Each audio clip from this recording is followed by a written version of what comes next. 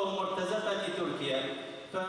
عقد الحزب اليساري الكردي في سوريا بالتعاون مع مجلس سوريا الديمقراطية اليوم ندوة حوارية دعما لقوات سوريا الديمقراطية، وذلك في صالة ماربيلا بمدينة الحسكة، وبحضور قرابة 100 شخصية وممثلون عن الأحزاب السياسية ووجهاء العشائر وممثلو المؤسسات المدنية وعن المكونات وممثلون من قوات سوريا الديمقراطية. وضمت الندوة الحوارية محورين أساسيين: الأول كان عن الأزمة الحالية ورؤية الحزب اليساري الكردي في سوريا. أكد فيه محمد صالح عبده عضو المكتب اليساري في سوريا إن الأحداث التي جرت في دير الزور ليست صراعا عربيا كرديا، إنما هي فتنة افتعلتها جهات معادية للإدارة الذاتية الديمقراطية.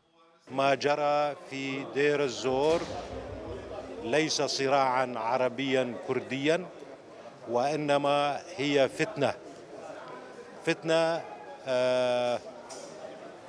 افتعلتها جهات معادية للإدارة الذاتية الديمقراطية، وفي مقدمتها الميليشيات الإيرانية وميليشيات النظام السوري والحكومة التركية ومرتزقتها من ما يسمون بالجيش الوطني.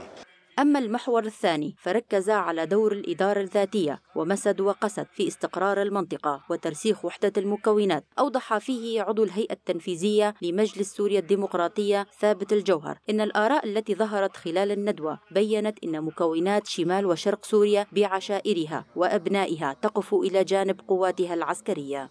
أبناء العشائر موجودين ضمن قوات سوريا الديمقراطية، وبالفعل هي قوات العشائر هذه القوات كونها من كل المكونات، سواء العشائر العربية والعشائر الكردية والسريانية واليزيدية والأشورية وكل مكونات شمال وشرق سوريا.